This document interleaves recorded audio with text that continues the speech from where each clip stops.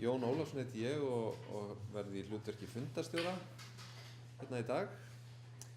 Það eru 3 fyrirlesarar sem ætla að flytja hér erindi og gera ráð fyrir að hver tali í svona 15 mínútur eða svo, og svo ættum við þá, ef að fólk heldur sinna þeirra marka, að hafa svona korter fyrir umræður fyrir 1, og síðan höldum við áfram hérna milli 1 og hálf 2 og ætlum þá að ræða annars vegar tímaritið Samtíð sem að Háskólinn á Bifröst gefur út og Norðurslóðanet Íslands.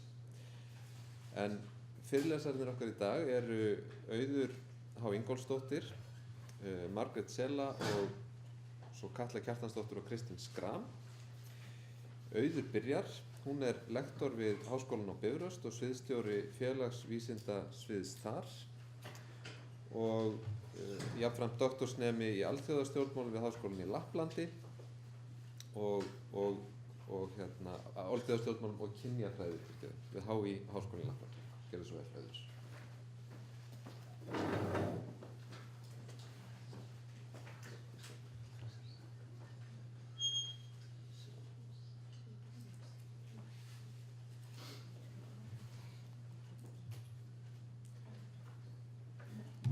Komið sæl.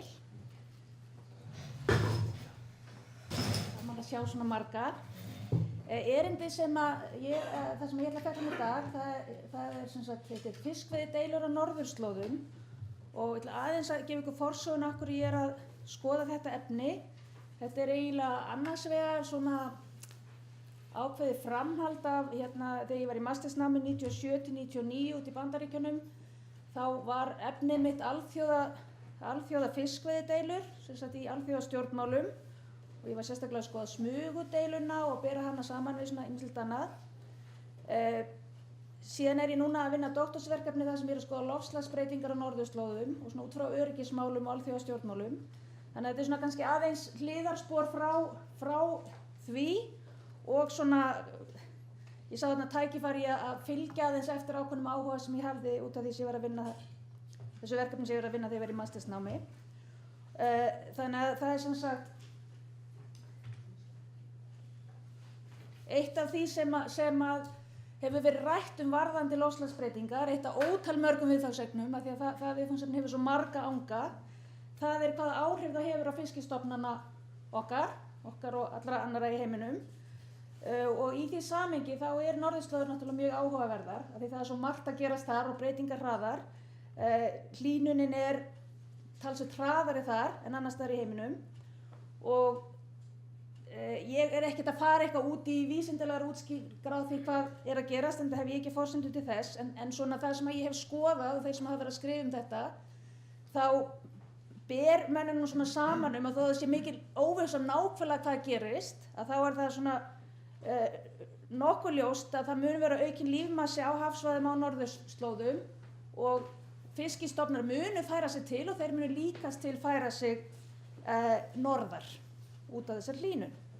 Og þá vaknar þessi spurning, hvað þýðir það fyrir svona fiskveiðisamninga, hvernig við komum okkur saman sameiginlegar auðlindir og hvernig eru svona bara núverandi fiskveiðistjórnunarstofnanir, alþjóðasamningar og annað, undirbúnir við að takast á við þessar breytingar.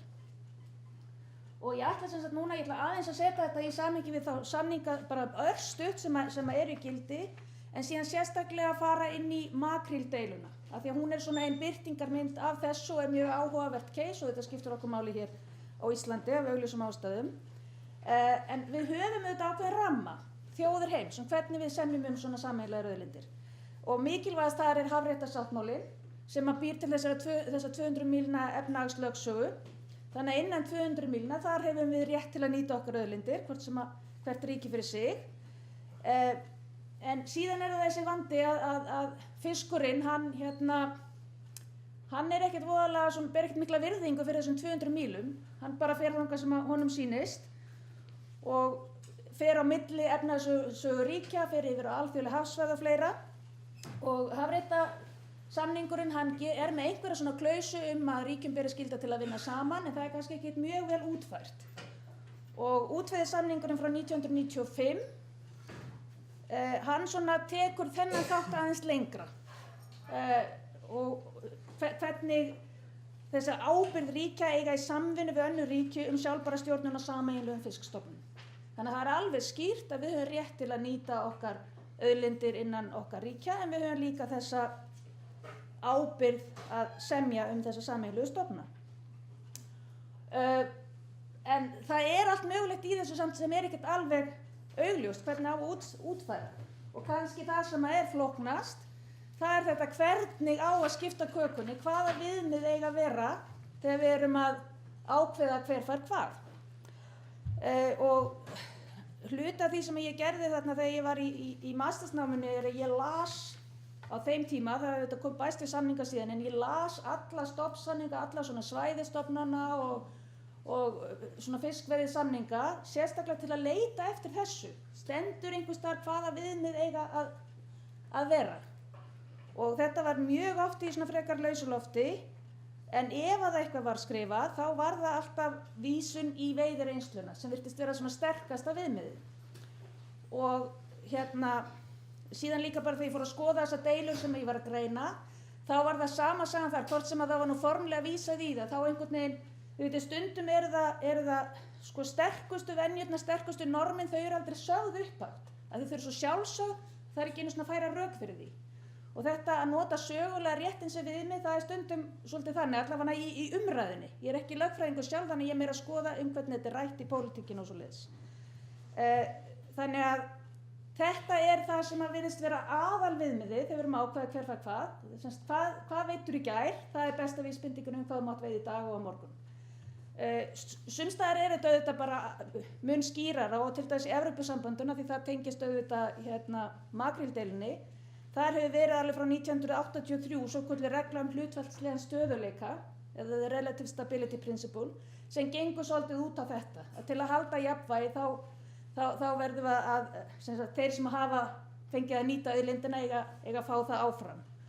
Og jafnvel ef við þurfum að minnka kvóta eða eitthvað slíkt þá það gert í einhverju hlutfalli með hvað fólk var að veiða á. Þegar ég var að skoða sínum tíma í mínum mastersverkefni þá stökk einhvern veginn þetta hugtak alltaf á mig aftur og aftur, þessi sögulegi réttur, þessi sögulegi reynsla, að þar virtist sko einhvern veginn kjarninn í deilun oft koma fram.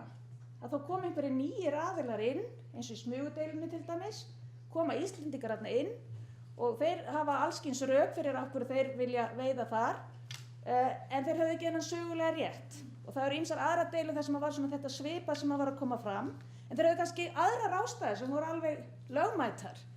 Mikilvægi sjávarútvegs í ríkinu og svo framvegis.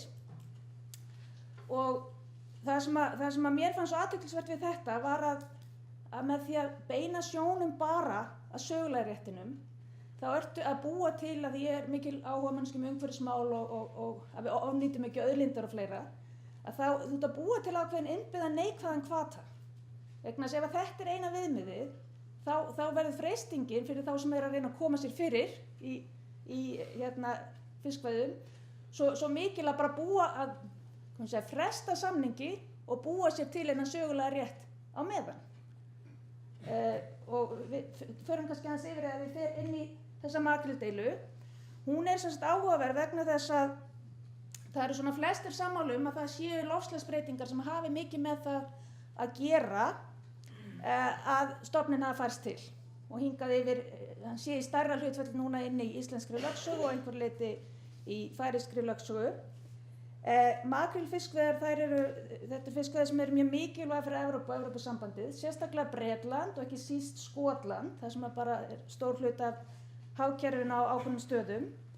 Og þó að það sé nú misjafnt hversu svona vel hefur gengið að Evrópusambandinu að stýra sínu fiskveiðum, þá voru þetta svona fiskveiðar sem voru að mörgu leyti svona fyrirmyndafiskveiðar. Þar voru með umhverfisvottun, Marine Stewardship Council, og það er þríhliða samningur milli Evrópusambandsins, Noregs og Færeyja síðan 1999. Síðan fer makrílstofninn að færa sig inn í íslenska lögsögu í kringum 2006 og þið sjáu hérna bara tölurnar að við vorum svo sem ekkert að veiða úr þessum stofni. 2005 held ég þetta hafi verið 300 og eitthvað tonn, svo hækkaði þetta dálítið skyndilega og ég er ekki með síðustu árin hérna inni en ég held að það hafi verið komið upp í 145.000 tonn eða eitthvað svoleiðis Þannig að núna fyrir árið 2013 þá var sem sagt gefin út ákvörðun að minnka kvótann, þessi einhliða kvóti sem við höfum verið að gefa okkur 15%. En hljómar auðvitað mjög gjafmilt, en ef maður fer aftur hérna það sjáum við þetta verðum að minnka hann eftir að vera búin að auka veiðarnar mjög hratt á stuttum tíma.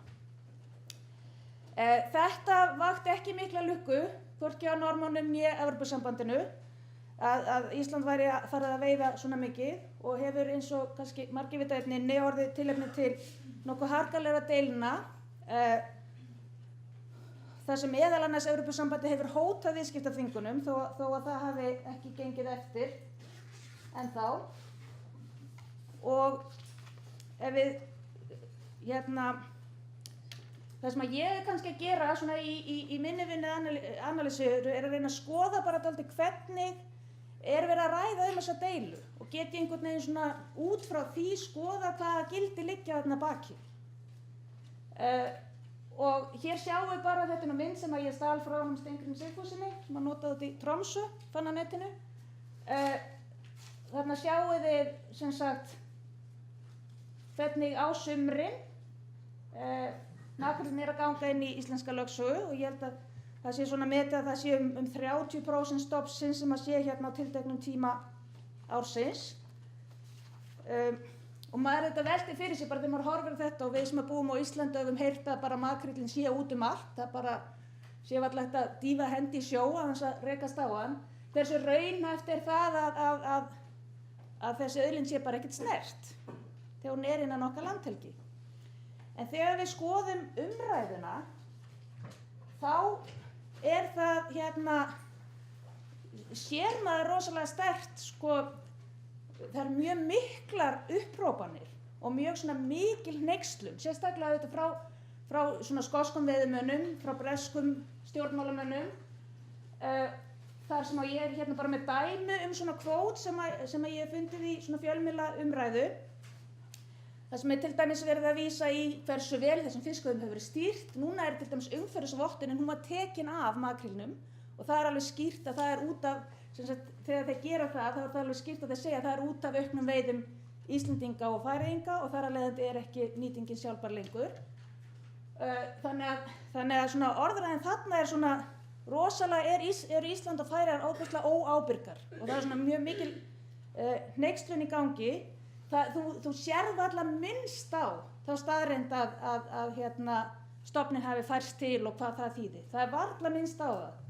Og í þeim tilfellum sem ég sá minnst á það, þá var það einhvern veginn, já það er vist eitthvað pínulítið af stofnunin sem fer einhvern pínulítið hlut ársins þarna inn og það er bara út af því að við erum búin að stýra hann svona vel. Þannig að það er svona gert rosalega lítið úr því. Og mikil pressa á að fara út í einhver aðgerðir. Svo ef við skoðum svona hvað okkar fólk hefur verið að segja, þá eru þetta allt önnur viðmið í gangi. Það er mjög mikil áhersla á, og mér fannst reynda mjög athyglisvert að ég var byrjuð að velta þessu efni dálítið fyrir mér og síðan er það eiginlega bara svona eftir að Steingrímur tók við sem að fóru að heyra svona ákveðið frá Íslandi að þetta hafi eitthvað með loftslagsbreytingar að gera og við þurfum að átta okkur á nýjum veruleika hvað það varðar og þurfum það kannski aðeins að endurskoða hvernig við semjum þessar auðlindir. Þannig að hann fór mikinn í svona lok árs 2012 og byrjun árs 2013 í erlendu fjölmiðlum þar sem hann er svona að halda málstaði Íslands á lofti og þið sjá í kvótunum hvað hann segir sem við þurfum auðvitað að fá okkar hlut. Makríllinn er að fitna innan okkar landhelgi og við getum ekkert bara þetta sem hann notaði semst hádegismaturinn er aldrei ókeypis. Við getum ekkert bara leyft honum að dvelja hér og snerta hann ekki. Og svo fannst mér þetta mjög skemmtilegt kvót Ísland hefur ekki breytt sinni stefnu, það er makríllinn sem breytti stefnunni. Og við þurfum bara að bregðast við því. Þannig að þið sjáu að það er alveg greinilegt að það er togstreita á milli þarna ólíkra sjónarmiða. Og ég einhvern veginn skynjaði að þetta sé svona kjarninn, annars vegar ef þú ferð bara nákvæmlega yfir lögin þá er ekkert kannski auðvelt að segja að Ísland sé eitthvað að brjóta lög með því að veiða makríllinn. Þeir eru bara að nota rétt sinn til að nýta auðlindina sinna efnahagslögsögu og hafa alltaf sagt við erum tilbúin að semja og svo framvegis. En þeir hafa ekki haft veiðireynslu þarna og það hleypur illu blóði í þá sem verið að semja við. Og þá svona vaknar þessi spurning, hvað þýðir þetta, sem sagt, þetta bara einstakt dæmi sem að verður síðan bara leyst, eða verður leyst hvort sem að það verður með ofveiði eða samningum eða hvernig sem að það gerist, eða þetta svona það sem að koma skal?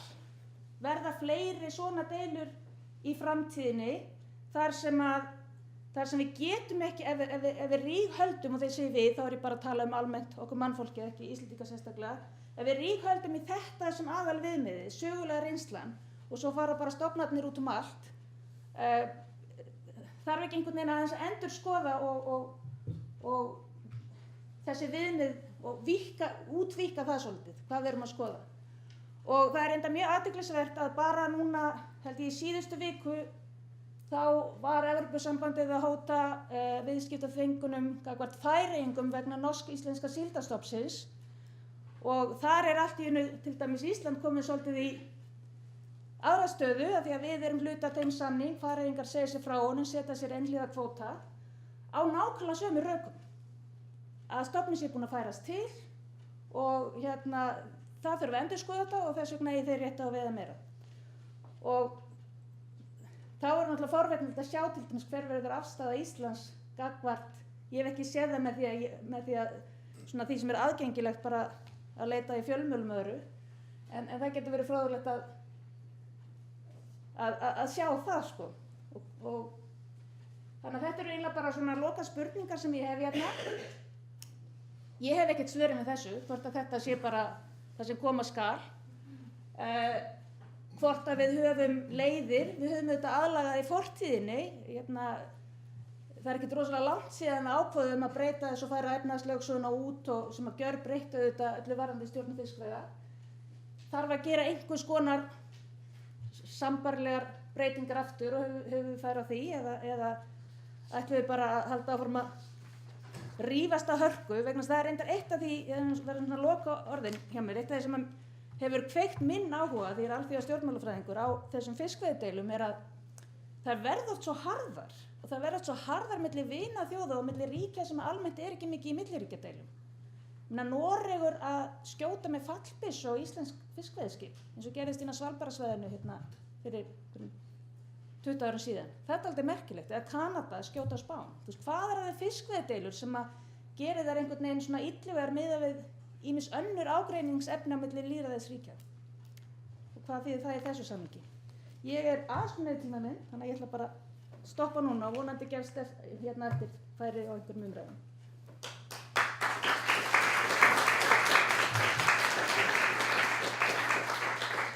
Takk fyrir Auður. Þá er það Margrét Sela sem að tala næst. Hún er verkefnisstjóri við rannsóknarsetur norðurslóðir og doktorsnemi í alþjóðastjórnmálum við Háskólann í Lapplandi.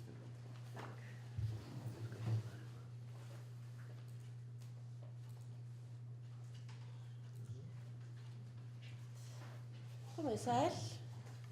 Og já, ég sem sagt mun tala ríkin á norðurslóðum og reyna að meta, svona aðeins vega að meta hversu miklu máli það skiptir að vera stórt ríki eða lítið ríki í þessu stóra samhengi sem norðurslóðir eru.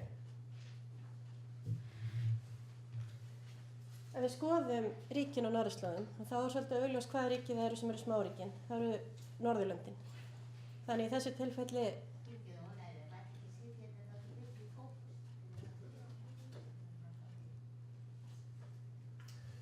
nú er ég ekki viss með þessi eitthvað sem ég get lagað. Ég held að sem því miður ekki okkar færi að það þurfti að stoppa vélina í 5 mínútur, þannig að við erum bara Ekki bara að dimma aðeins? Dimma aðeins ljósið kannski, já. Eða færa sér nær? Kannski skjánum? Það er nóg, en þannig ég haldi bara áfram. Ef að Jón er að finna út úr hvernig það var að dimma, sjá hvort það hjálpa þess.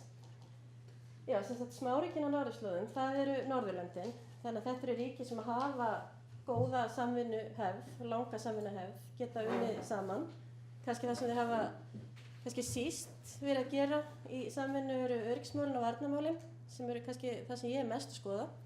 En aftur á móti held ég að það séu bara alls konar breytingar í gangi þá. Það er allavega ekki annað að sjá en það sem málaflokkur sem við vilja færast nær. Já, þetta er þess að 10. stærsta hagkerfi í heiminum, standa undir miklu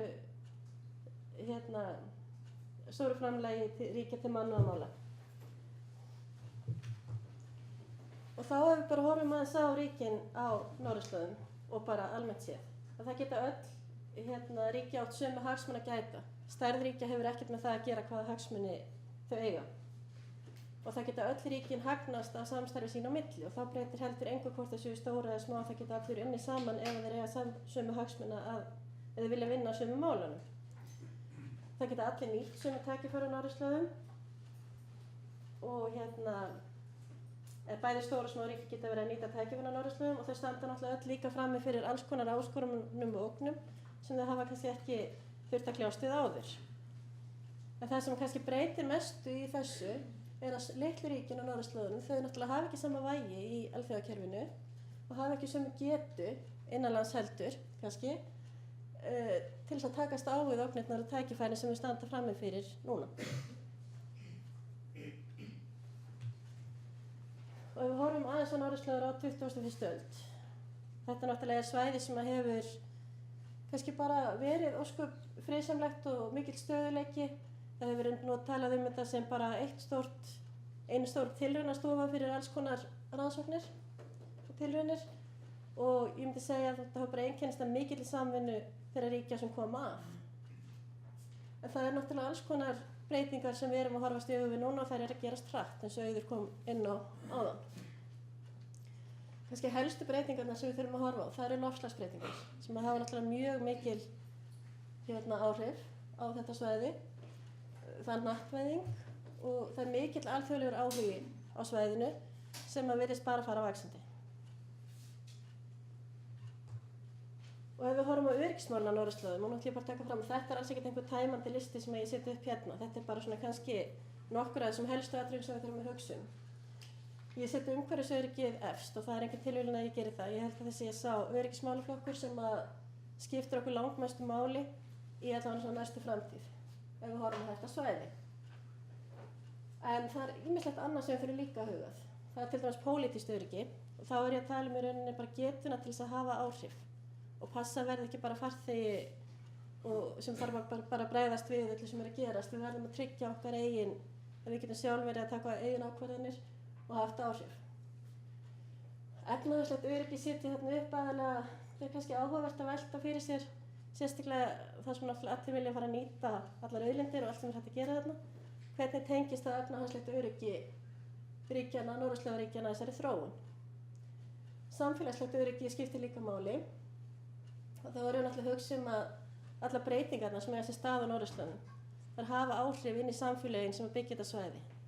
Og þá eru öryggismálin ekkert undanskilin, það hefur líka áhrif á öryggismál. Svo setjum við hérna hernaðarlegt öryggi. Þetta er eitthvað sem ég finnst í rauninni megi aldrei alveg afskrifa. En ég held að séu samt allir sammála um að í rauninni líkurnar á að það sé einhverju hernaðarlegu ógn á svæðinu í þeirri framtíð sem við getum séð fyrir, þær eru náttúrulega afskaplega litlar. En á meðan að ríkin eiga heru og eiga hagsmuni þá kannski aldrei hægt að segja að það séu engar.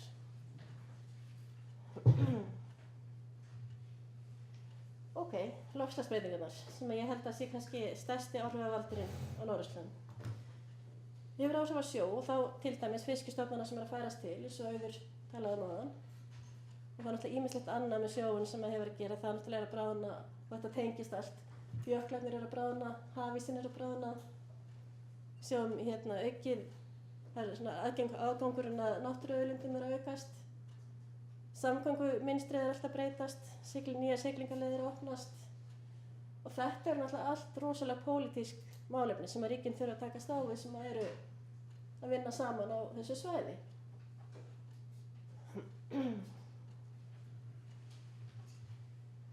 Já, svo bara setti ég upp hérna eina, ég ákveðna að vera ekkert að þýða þessa tilvitnun, mér finnst það bara flott eins og hún er. The environment is the most transnational of transnational issues and its security is an important dimension of peace, national security and human rights. Mér finnst hún segja mjög margt þessi tilvitnun. Aðeins meira bara örlítið umhverju á norðurslóðum.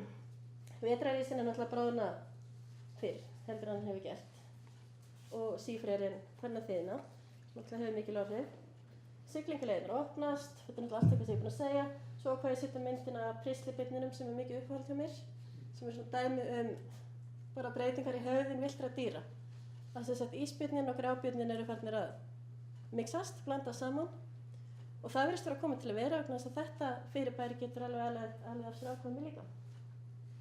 Og þetta er bara svo mjög sjónrænt dæmi kannski þessar breytingar. Aukinn alþjóðlegur áhugi á norðurslóðum hefur náttúrulega verið mjög, ég held það hefur ekki farið fram hjá neinum sem er hér. Norðurskautsráðið ákvað náttúrulega núna bara í síðustu viku sem var fundin sinn. Já, eða þessari. Síðustu. sem var og þeir hleyptu þar inn sem áheyrnarfulltrúum mörgum nýjum ríkjum. Aftur á móti ekki í Evrópusambandinu. Mér finnst það mjög svona, maður skilur ekki alveg þess mjög skrítin tilhjóðnum sem kom þeirra stöðu, bara svo óljós. Ég skal líka nefna í stæmum alþjóðastofnanir og nú er ég bara að velta upp af því nú var ég í heimsókn hjá NATO fyrir vikunni. Frétti það að þeir verða að fara að skilgreina sig upp á nýtt í 7. skipti. Núna sem pólitísk samtök en ekki hernaðarleg. Áherslan á að vera slík. Þannig að nú finnst mjög áhugavert að sjá, þótt það muni náttúrulega ekki koma í ljós kannski alveg á næstunni, hvort að það væri þá rúm fyrir norðurslóðir, hvort það þýðir það að norðurslóðir komi inn í næstu stefnu þeirra. Svo náttúrulega alls konar frjáls félagasamtök sem hafa mikinn áhuga á norðurslóðum. Það geta verið náttúruverndarsamtök og ýmisleg samtök. Svæðisbundastofnanir eru mjög margar. Og síðast en ekki síst má nefna viðskiptaaðila.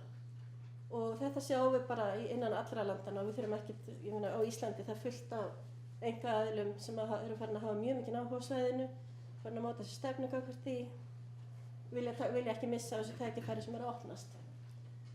Og hvað þýðir þetta? Þetta þýðir náttúrulega fyrir smáríkin eins og önnur ríki og kannski sérstaklega fyrir smáríkin að þau þurfa að vera ofsalega meðvituð mannauðinn sinn og hvað þau eru að byggja upp og hafa hæft fólk sem getur tekist á við og verið þáttakendur í öllum þessum breytingum sem að eiga sér stað. Og aðeins hagsmunina. Eins og ég sagði á, þá geta lítið líka stórríki átt sömu hagsmunina að gæta. En hagsmunir ríkjanna eru breytilegir. Þeir eru ekki bara breytilegir, þeir eru líka fjölbreyttir. Því í hverju ríki geta verið margs konar hagsmunir sem geta legið saman eða geta verið algjörlega í andstöðu við hvor aðra. Þannig að það þarf stöðugt að vera að meta og endurmeta hagsmunina. Og það þarf að gera í víðtæku ef vel á að vera og sátt stefnuna. Þá þarf að gera það í víðtæku samráði við þá aðila sem eiga hagsmuna að gæta á svæðinu. Og út úr þessu þarf að koma einhvers konar forgangsröðun á þessum hagsmunum. Hvað ætlum við að leggja áherslu á, að hverju ætlum við að vinna. Og það þarf að skoða hvaða hagsmunir fara saman. Af því við getum alveg verið að vinna einhverju máli með Noregi og einhverju allt öðru máli með Rússlandi til dæmis. Við erum greinilega, síðasta ríkisstjórn, þetta er ekkert nýtt, síðasta ríkisstjórn var líka með norðurslóðir ofarlega á sínum forgangslista. Þessi ríkisstjórn ætla greinilega að halda því áfram. Og í öryggismálunum þá náttúrulega mjög mikilvægt að vera ekki alltaf að bregðast við. Við þurfum að hafa svona vel skilgreinda stefnu, þurfum að vita hvað við getum og hvar veikleikarnir okkar liggja og við þurfum að hafa eitthvað til málanna að leggja. Með því að gera þetta verðum við svona byggja upp traustið og vera að hafa svona svolítið stöðuleika sem við fylgjum eftir. Þótt við þurfum alltaf að vera endur með þetta hagsmuninn okkar, þá megum við náttúrulega ekki vera alltaf að breyta stefnunni. Samvinna. Þeir sem vilja ekki eða miklu fyrirvarnir, þeir þurfum náttúrulega að huga vel að öryggi sínu.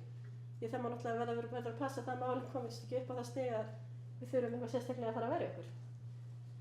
Og það er náttúrulega mjög margt sem við getum fengið út úr samvinnu, eins og stendur hérna. Ég ætla svo sem ekki að vera að tæla upp þennan lista, ég held að hann útskýrir sem nokkuð vel bara sjálfur. Takk fyrir.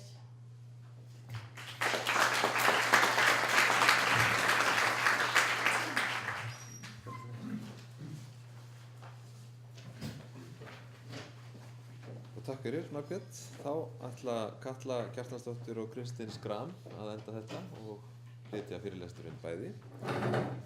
Þau starfa saman að rannsókn á þverþjóðlegri iðkun og framhandgervingu norðursins, styrkt frá Rannsóknarmiðstöð Íslands og Eddu Andveigissetri. Kristinn starfar sem forstöðumaður rannsóknarseturs norðurslóðir og Katla er verkefnastjóri hjá Þjóðfræðistofu, en þau hafa einnig sinnt stundakennslu við Þjóðfræðideild Háskóla Íslands. Af nýlegum fræðilegum skrifum að nefna kafla í bókinni Performing Nordic Heritage sem kom út í janúari þessu ári og fyrirlesturinn þeirra heitir Norður og niður, norðurslóðir sem samfélagslegt sköpunarverk. Já, þetta er náttúrulega heldur stuttur tími sem við höfum til þess að skipta hérna á milli okkar en við ákváðum nú samt að hafa þetta svona.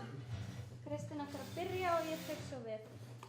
Og við ætlum að fjalla svona þessa samfélagslegu mótun norðurslóða í sögu og samtíð og jafnframt menningarlega, þó kannski ekki með öllu þjóðmenningarlega enda það svið komið yfir í forsætisráðuneytið. En myndun og mótun norðurslóða fer fram með margvíslegum hætti og rétt eins og náttúran á umhverfi á norðurslóðum þá er það síbreytilegt og í stöðugri endursköpun. Sú endursköpun fer ekki síst fram í hversdagslegum samskiptum fólks á meðal.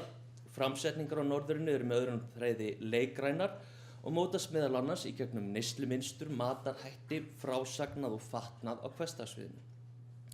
Á hinu opinbera sviði birtast þær okkur til dæmis í sjónrænum miðlum, á söfnum og sýningum og í auglýsingum og bíómyndum. Í þessum örstutta fyrirlestri ætlum við að varpa ljósi á þetta sjónarspil, þjóð- og kyngervi norðursins, hvaða leiðarstefur þarf að finna, hvar og hvernig slík leikræn framsetning fer fram og hvaða tilgangi hún þjónar. Horft verður til þeirra hugmynda og ímynda sem liggja þar að baki og þeirra væntinga sem gert verður til hins nýja norðurs, eða norðrið sem í þessari umfjöllun er ekki eingöngu bundið við landfræðilegar skilgreiningar, heldur skoða við það sem menningarlegt rými. Og í rannsóknum okkar höfum við skoðað með hvað hætti framandi ímyndir af norðrinu hafa verið áhrifamiklar í sjónrænni menningu og menningarpólitík, þverþjóðlegum samskiptum og hversdagsmenningu Íslendinga, ekki síst á tímum útrásarinnar svokölluðu. Nú, framhaldsrannsóknir okkar hafa jafnframt sýnt að sú norðurhyggja og önnur framandgerving íslensks þjóðernis og þjóðfræða er einnig fyrirferðarmikil nú á tímum efnahagsörðuleika og óöryggis. Hvernig Íslendingar bregðast við og beita fyrir sig þessum framandi ímyndum er svo háð þeim ólíku hreyfiöflum og samhengi hverju sinni. En í hverju eiga þessir framandleikar eða framandgerving uppruna sinn? Sá hnattræni markaður þjóðernisímynda og þjóðgerfa sem við finnum í ferðamennsku og vörukynningu á þar auðvitað stóran hluta máli. Það má þó einnig skoða í stærra samhengi. Könnun og leit að auðlundum hefur lengi knúið áhugann um fjarlægu löndum í norðri og svo er enn í dag. Framsetning og ímynd vestnorrænna landa, svo dæmis í tekið, hefur verið eftir því. Ofan á fisk og hval hefur til dæmis hernaðarmikilvægi og hugsanlegar signingaleiðir ráðið miklu stöðu þeirra allt frá 17. öld. En nú, meðan ísbránar og lóðulegi, brenna málefni norðurslóða æ heitar á alþjóðasamfélaginu eins og við höfum rætt hér. Og þar má nefna stórvægilegar loftslagsbreytingar, öryggis- og friðarmál, hnattvæðingu, hugsanlega auðlindu upptöku og opnun sjóleiða. Öll tengist þessi málefni innbyrðis og hafi vaxið mjög að mikilvægi undanfarin áratug. Á þeim tíma hafa ríkin 8 sem tilheyra Norðurskautsráðinu öll marka sér opinbera stefnu sem snýr að svæðinu. Og Ísland hefur það með skýrum hætti skilgreint sig sem norðurslóðaríki, með skyldur og réttindi sem slíkt. Ennfremur hafa mörg ríki sem ekki teljast til norðurslóðaríkja, sem á óopinberir aðilar, mikinn áhuga á aðkomu á svæðinu og hafa sumhver öðlast áheyrnað aðild. Áhugi og athafnir risaveldna þar kunna einnig að hreyfa við staðbundnu eignarhaldi á auðlindum, svo menningu og sjálfsmynd. Þverþjóðleg valdasamskipti á norðurslóðum er gömul saga og ný og ber síbreytileg reynsla fólks á jaðri norðurskautsins þess skýrt vitni. Samfélagsleg sköpun norðurslóða á sér einnig margvíslegar rætur í sögulegum mýtum þar sem fortíðin er mótuð sem pólitísk frásögn í nútímanum. Ennfremur kann að vera erfitt að greina í sundur þær ímyndir sem birtast okkar í sjónrænum miðlum og hversdagsmenningu nútímans frá öllum þeim sögulegu ímyndum norðursins sem safnast hafa saman árþúsundum. Hugtakið felur í sér ótal öfga og tvíræðni en lýsir oft þeim gagnstæðu hugmyndum sem hafa endurtekið sig frá grárri forneskju og fram á okkar daga. Og ég vitna, norðrið er annars vegar heimur myrkus og hallaris, hlið helvítis og hins vegar staður nægjusamlar gleði þar sem dygðugt fólk býr við norðan vindinn, eða svo segir Peter Davidson í bók sinni The Idea of the North frá 2005. Frá villimannslegu víti til upplýstra staðleysu, frá hins siðmenntaða til hins villta sveiflast pendúllinn. Og og þó má greina mynstur og formgerð í sögulegri framvindu. Frá landnámstíð og jafnvel fyrr tengdu menn framandi siði og frumstæðu við eyjunni í norðri eða Ultima Thule eins og hún var kölluð 140 fyrir Krist. Landnámsmenn sáu ónumið land fyrir sig sem framandi slóðir auðlinda og yfirnáttúrulegra vætta. Á tímum Grikki og Rómaveldis og innan rómversk-kaþólsku kirkjunnar var norðrið oft tengt villimennsku og suðrið siðmenningu. Við síðaskipti urðu nokkur endaskipti á þessu og í upplýsingunni sáu margir ljós, skynsemi og framfara skýra skærast í norðri en í nútímanum hefur menning fólks á norðurslóðum, til dæmis í hinu vestnorræna samhengi, í auknum mæli verið sett í samhengi við háleitt en jafnframt frumstætt hánorður. Frásagnir hvatvísi og skipulagsleysi, skort á strúktúr og sterk tengsl við náttúruna má setja í samhengi við þjóðfræðilegt þekkingakerfi norðrið eða það sem kalla mætti norðurhyggju. Á ensku mætti kalla það borealisma sem þá er að nokkru leyti hliðstætt greiningu Edward Said og orientalisma og tengir sig þannig í eftirlendu fræðin. Þótt Ísland hafi ekki verið nýlenda í fyrsta merkingu þess hugtaks er gagnlegt að skoða norðurslóðir í ljósi eftirlendu fræða. Nýstárlegar nálganir á eftirlendu fræðin má til dæmis finna í rannsóknum Michael Hertzfield sem notast við hugtakið dullenda eða kryptokolóní. Hann skilgreinir dullendur sem stálsta ríki í orði en svo háð öðrum ríkjum í efnahagslegu og menningarlegu tilliti að þau klæða sig áberandi þjóðernislegum búning sem ætlað er að kalla fram fyrirframgefnar erlendar forskriftir. Að skoða norðurslóðir í þessu samhengi kann að varpa ljósi á þau valdasamskipti sem þar eiga sér stað í þverþjóðlegum samskiptum. Svæðisímynd spilar þar þýðingamikið hlutverk, hvort sem þær eiga við austrið eða norðrið. Orðræðan hánorðrið verður þannig skoðuð út frá samskiptum valdamiðju og jaðars, en þar standa Íslendingar kannski mitt á milli. Og ekki má vanmeta óræða jöðrun og framangervingu eyjunnar í norðri og áhrif hennar á hversdagsleg og þverþjóðleg valdasamskipti. Í norðurhyggjunni er meðal annars gert út á jaðarímynd norðarlega slóða og lögð áhersla á tengsl íbúa við öfluga náttúru fremur en siðmenningu hinnar suðlægu menningarmiðju. En í rannsókn okkar á hreyfanlegum hópum og borðið Íslendinga erlendis höfum við meðal annars hugað að þjóðlegum menningarhátíðum og skoða með hvað hætti menningararfur er fluttur fram á leikinn með tilliti til þeirra þjóðfræðilegu hreyfiafla sem til staðar eru í hinum nýju heimkynnum. Framangerving hefða og jafnvel í írónísku samhengi var algeng þeirra á meðal. Á það ekki síst við þorrablótið og hinn svokallaða þorramat. Hvort sem það er hafið með kokteilpinnum á meðal útrásarvíkinga eða því lokið með sveitaballi hjá Íslendingafélögum, reyndist þorrablótið mikilvægt verkfæri því að fá athygli og opna dyr að samfélögum heimamanna. Á þverþjóðlegum og leikrænum rýmum verður þessi performance hluti af fyrirliggjandi framangervingu og norðurhyggju, eins og sjá má á mannamótum á Nordatlantsbrygge, Norðurbryggju sem er eins konar norræna hús Kaupmannahafnar. Þar er margræð og umdeild vestnorræn ímynd flutt fram fyrir fjöldalegum hóp, þorrinn blótaður undir ísbjarnaskinni, eins og endurheimtur úr gylltum sölum útrásarvíkinga. Þar kynnir veislustjórinn kankvís að ilmandi þorramatnum hafi verið pakkað í hass og smiglað gegnum Færeyjar til að koma henni gegnum danska tollinn. Þá ætla ég að skipta við þig, Kalla.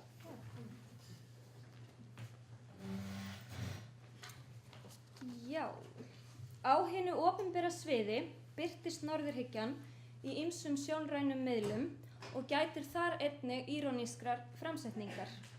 Myndlistarmaðurinn Ragnar Kjartansson hefur til dæmis leikið sér með sambærileg þemu sem snúa að sjálfsmyndum og ímyndum norðursins. Þemu á borð við karlmennsku, tilfinningar og jafnvel stereotypist skandinavískt þunglindi. Þú sér glærið þetta. Í verki sínu Scandinavian Pain frá 2006 stillir Ragnar 11 metra löngu bleiku neonskilti á það klöðu sem hann dvaldi í viku tíma.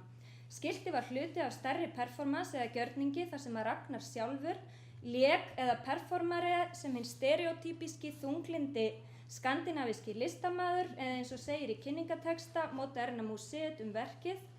Living in the barn for a week, he, Ragnar, acted out as the stereotypical figure of the suffering Nordic artist through various pictures and actions. Verkið sem nú í eigu Moderna Museet hefur þó verið sett upp víðar. Á Nordic Malmö Festival 2013 var verkið sett upp á þakið á nýlegri hlöðu en þar fyrir innan voru svo klassísk þjáningaverk eftir sænska listamannin Edvard Munch sem kölluðust á við bleika neonskiltið. Á síðustu Armory-sýningu var svo skiltið sett upp fyrir ofan bar eins og hér má sjá. Skandinavískt þunglindi alltumlykjandi. Í öðru verki frá árinu 2009 sem hann nefnir The End tekst listamaðurinn einnig á við svipaða þræði ásamt félaga sínum Davíð Þór Jónssyni.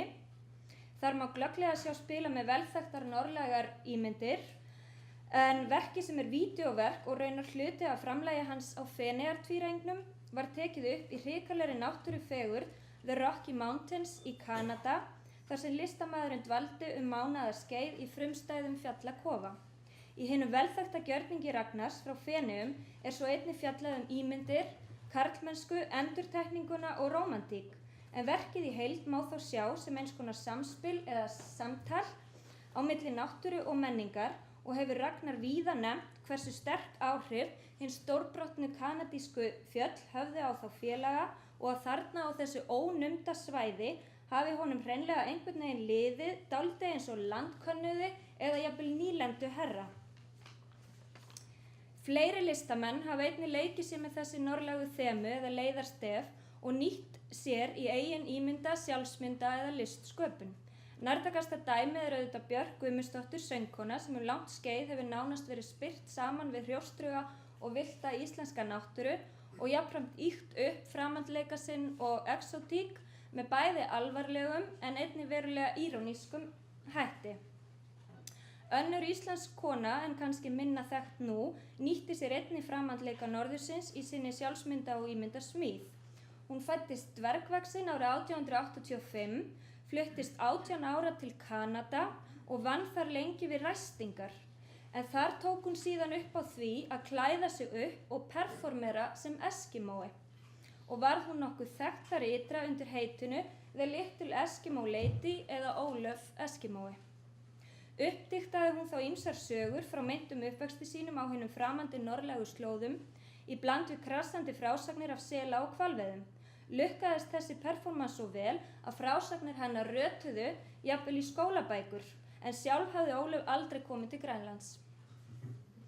Í bók mannfræðingsins Ingu Dóru Björnsson kemur ýmislegt áhugavert fram ævi Ólafar sem hélt þessum blekkingarleik uppi í 3 áratugi og flutti fjöldanallana fyrirlestrum sem nutu mikilla vinsælda meðal Bandaríkjamanna. Athyglisvert að á þessum tíma var rétt eins og nú mjög mikill áhugi á norðrinu og kapphlaupið á norðurpólinn var í algleymingi, sem hugsanlega skýrir það hversu miklar vinsældir hennar urðu. Það sem líka áhugavert að á svipuðum tíma Íslendingum mjög mikið í mun að skera sig frá svokölluðum frumstæðum þjóðum á borð við Grænlendinga, eins og glöggt kemur fram í deilum þeim sem spruttu upp í tengslu við nýlendusýningu Dana í Tívolí í Kaupmannahöfn árið 1905. En nú virðist öldin vera önnur og framandgerving norðursins sprettur víða upp. Við sjáum þetta í ljósmyndabókum og sýningum á borð við Íslendinga og andlit norðursins.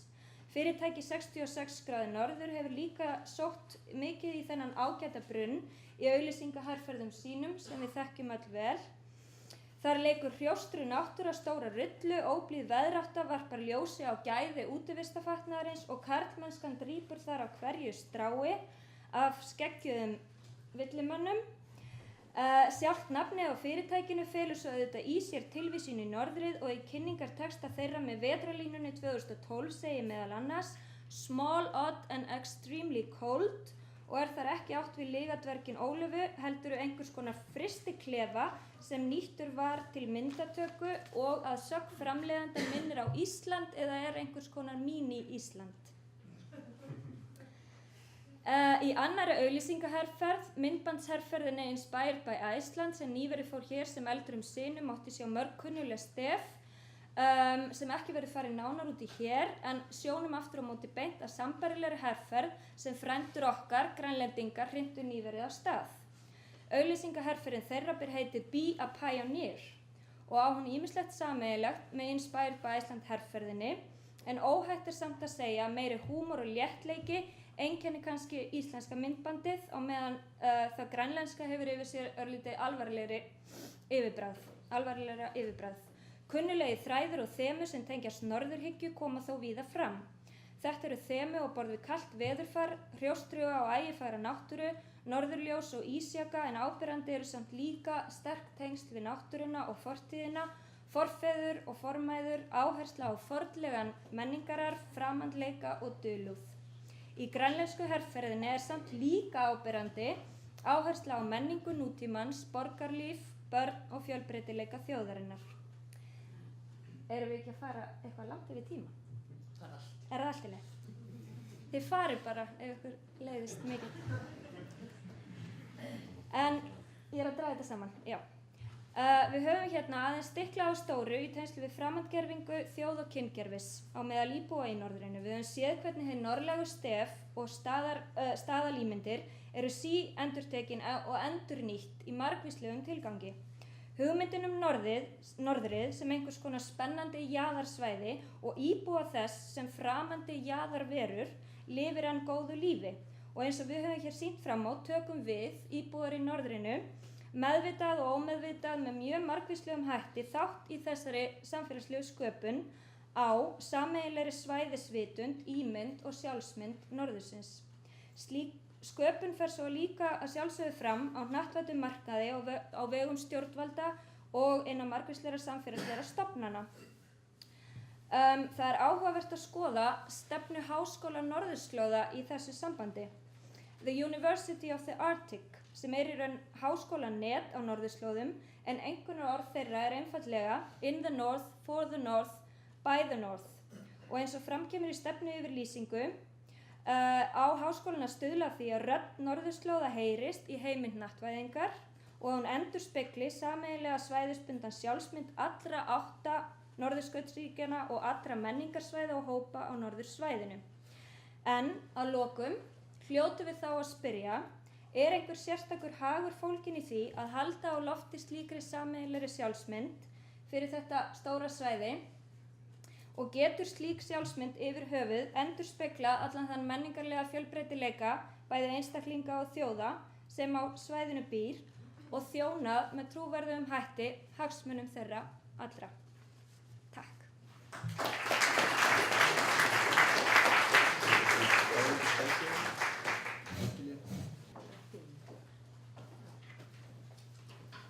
Rétt sem snöggvast held ég allir ætla að standa upp og fara út.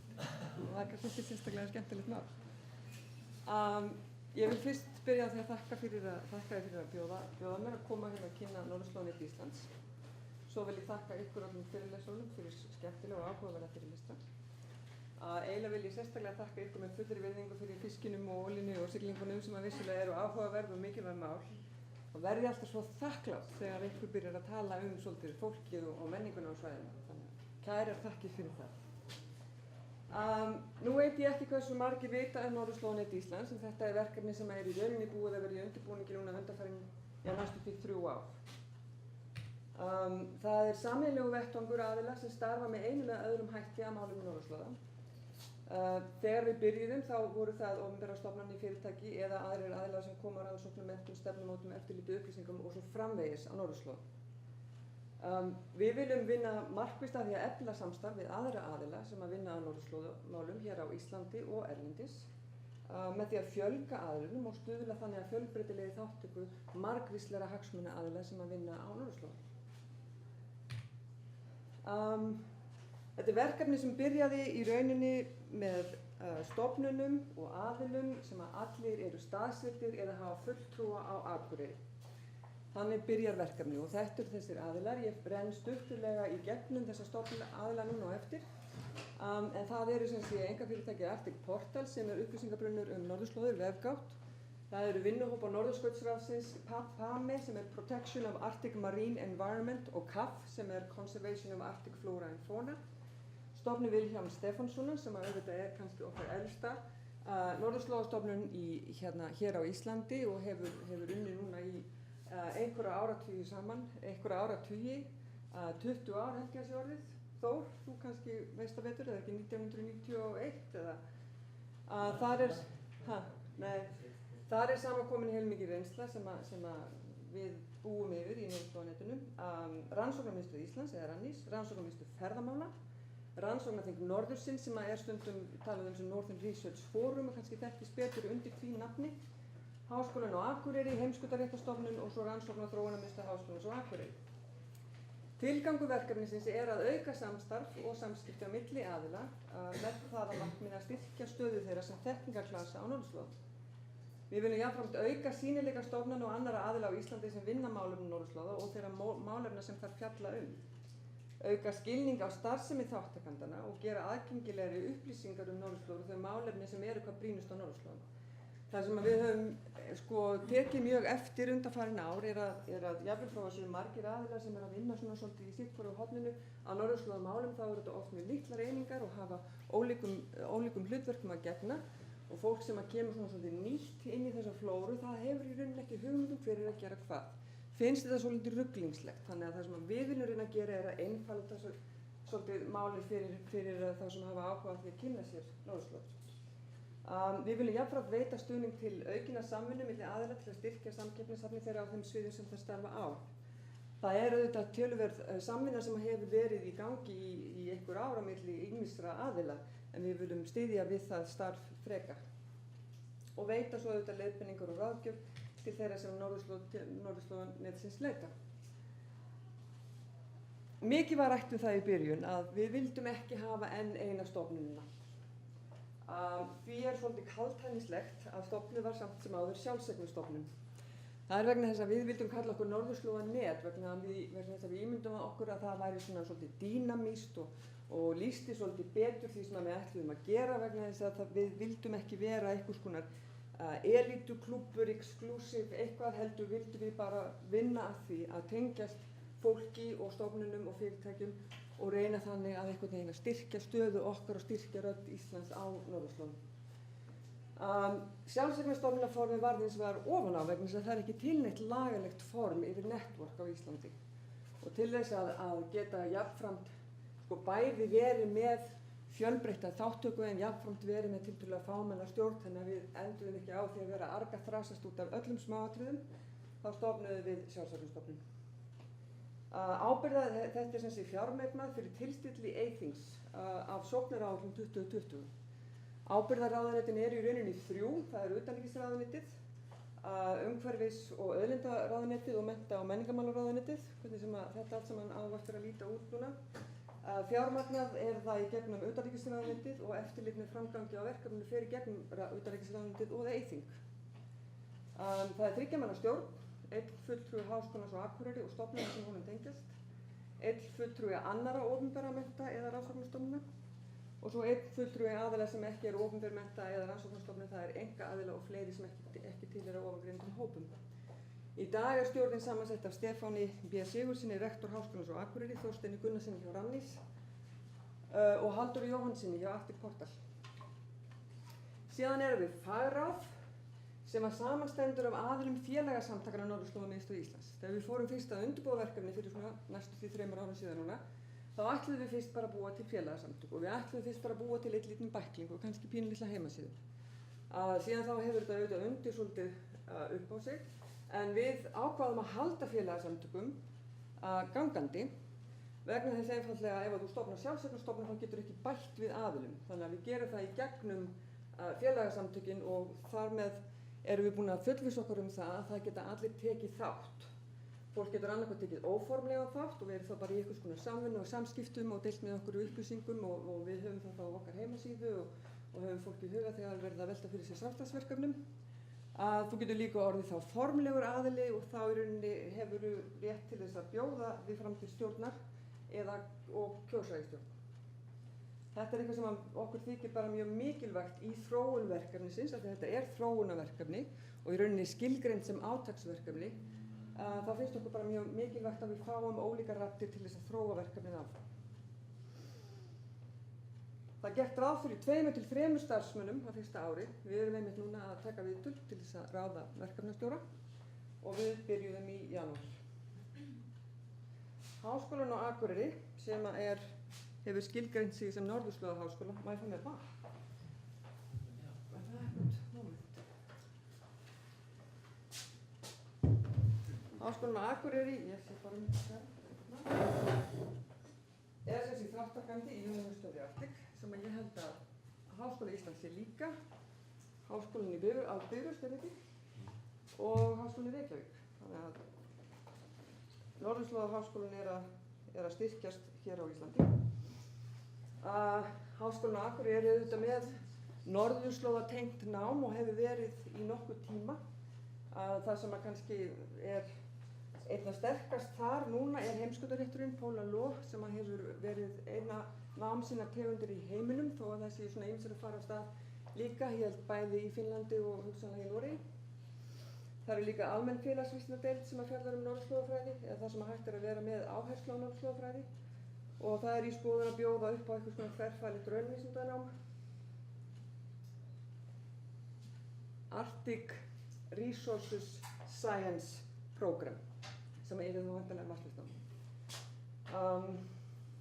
Síðan auðvitað erum við með Nansen gistiprófessorstöðuna, Natalia Lukasheva sem er afskaplega reyndur fræðimaður á norðurslóðum. Hún er hjá okkur núna og núna þessa dagana er verið að senda út auglýsingu fyrir næsta gistiprófessor. Þannig að ef þið vitið af einhverjum áhugasömum aðilum þá vonandi látið þið viðkomandi vita.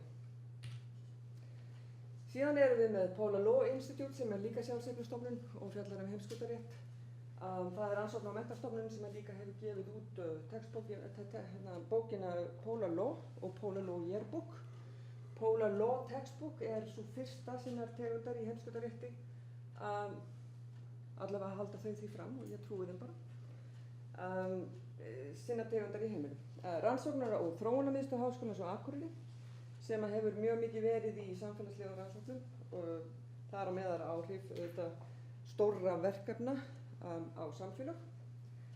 Rannsóknarþing Norðursins sem er alþjóðlegur vettvangur margvíslegra hagsmuna aðila á norðurslóðum og halda ráðstefnu 2 til 3 á 2 eða 3 ára fresti meina ég og er ýmist haldinn hér á Íslandi eða á öðrum norðurslóðalöndum.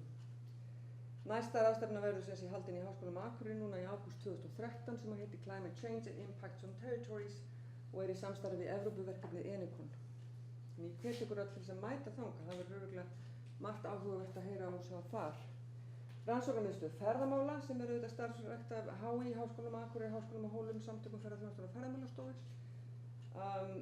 Síðan er það RANNIS, Rannsóknarmiðstöð Íslands, sem að við öll þekkjum mæta vel og ég ætla ekki að tala meira um það. Stofnun Vilhjálms Stefánssonar sem er ætlað innlent og alþjóðlegt hlutverk viðvíkjandi rannsóknum, upplýsingamiðlun, ráðgjöf og samvinnu á sviði sjálfbærrar þróunar og umhverfismála á norðurslóðum. Þeirra áhersla er á þverfaglega og fjölþjóðlega umfjöllun fræðilegar og hagnýtar lausnir og viðfangsefnum sem sérstaklega tengjast norðurslóðum. Hún heyrir undir umhverfis- og auðlindaráðuneytið og hófst starfsemi haustið 1998 var. Þar er einnig vistu samvinnunefnd um málefni norðurslóða og þau hafa verið alveg hreint ótrúlega miðað við það hvað þau eru lítil stofnun. Þau hafa gjarnan bara verið 3 eða 4 með skrifstofustjórunum. Þá hafa þau verið alveg hreint ótrúlega atorkusöm í norðurslóðamálum og í alþjóðlegum verkefnum. Þau voru sem sé stýrðu vinnunni þróunarskýrslu norðurslóða 1 og eru að stýra núna vinnunni þróunarskýrslu norðurslóða 2 sem ég held að ég gefa út 2014. Þau hafa líka verið með Arctic Social Indicators Project sem bæði er nummer 1 og nummer 2 sem aftur er í vinnslu og verður væntanlega gefin út það fljótlega eftir þróunarskýrslu. Jóhann Ímar Larsen sem er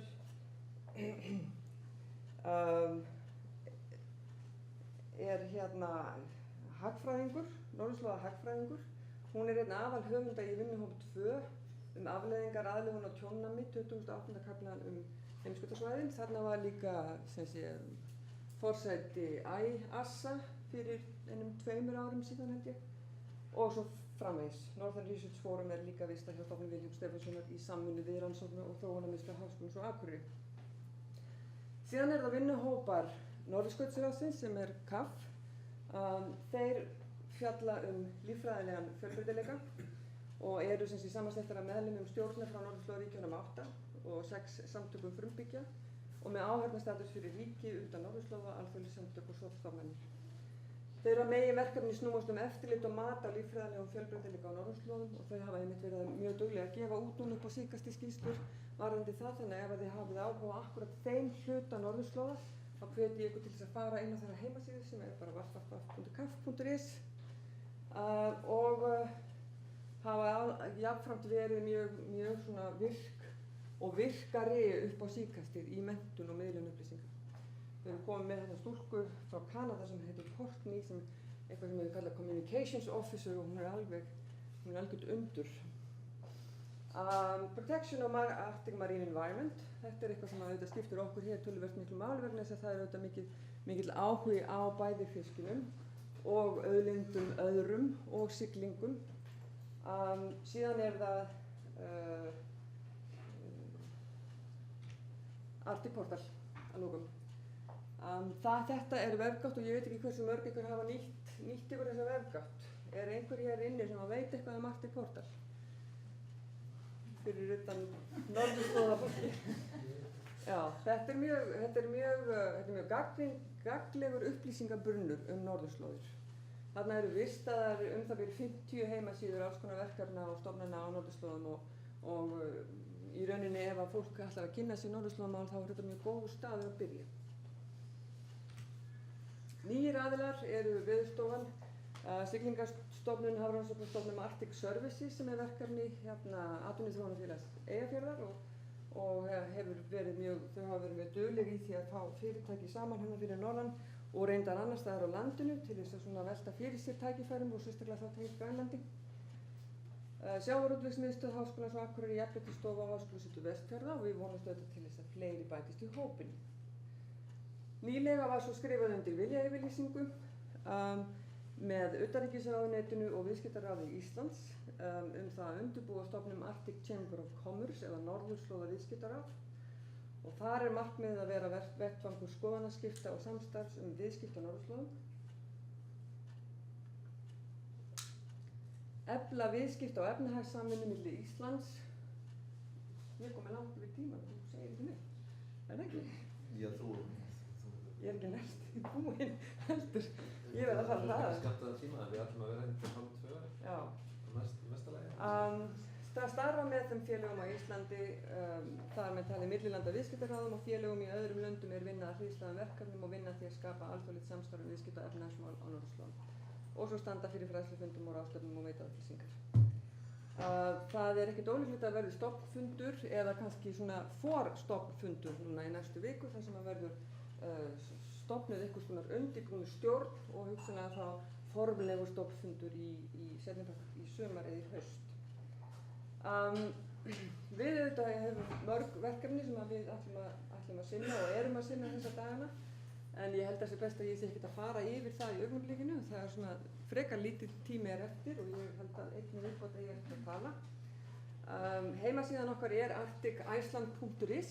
Hún er í vinnslu og ekki búið að opna hana formlega en hún er samt sem áður í loftinu. Þannig að fólk getur farið þar inn og séð hvort að það hefur eitthvað áhuga á því efni sem þar er að finna og haft samband við okkur ef það hefur eitthvað spurningar. Takk fyrir.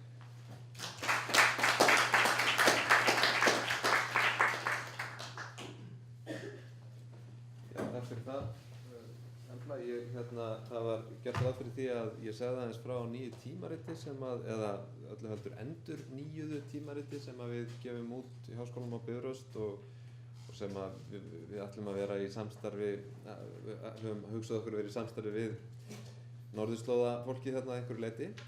Í sjálfu sér þá er kannski ekkert svo mjög mikið þetta að segja, ég ætla ekki að fara að halda neina langa ræðu þetta. Ég vildi fyrst og fremst vekja athygli þeirra sem eru hérna á þessu sem birtingavettvangi. Það er ennþá ekki það mikið sem hefur birst til þess að ég geti farið að sýna það en hugmyndin er með þessu tímariti að þarna er í opnum aðgangi birtar fræðigreinar sem eru ritrýndar með öllum þeim með þeim hætti sem nauðsynlegt er til þess að uppfylla alla gæðastaðla. Það er svona eitt markmiðið og það er mjög mikilvægt að þetta er í opnum aðgangi. Þetta er semst ekki tímarit sem að þarf að kaupa sér aðgang að eða gerast áskrifandi að. Það eru allar greinar eru opnar. Það kemur út væntanlega árlega pappírstímarit. En síðan höfum við líka áhuga á því að vera með svona meiri kannski það sem við getum kallað fræðileg viðbrögð, það sem okkur hefur fundist vanta dálítið hérna í allavega samfélagi hérna á Íslandi. Það er nóg af málþingum eins og þessu. Það er hægt að fara á málþing á hverjum einasta degi ef mann langar til þess og hlusta á fyrirlestra og nóg er af því á netinu. Það er líka heilmikið birt af greinum, fræðilegum í þeim tímaritum sem eru starfandi. En það sem að kannski vantar dálítið að tímaritin sinni svona þessum fræðilega díalóg á milli hvers annars og milli fræðimann og svo framvegis, og við höfum svona hugsað okkur að reyna kannski að sinna þessu sérstaklega. En ég ætla nú bara að leyfa mér að dreifa hérna af þessu blaði og bara biðja ykkur að hafa augun opin fyrir því sem að getur komið á þessum vettvangi og benda fólki á þetta sem birtingavettvang sem er að skrifa og birta. Bara reyða þessu. En ég ætla ekki að hafa þetta lengra. Eru einhverjar spurningar til hennar Emblu? Já, það er farið kannski. Já, svoleiðis, ok. Þannig að þá held ég bara slítum þessu og ég þakka bara öllum fyrir þátttökuna.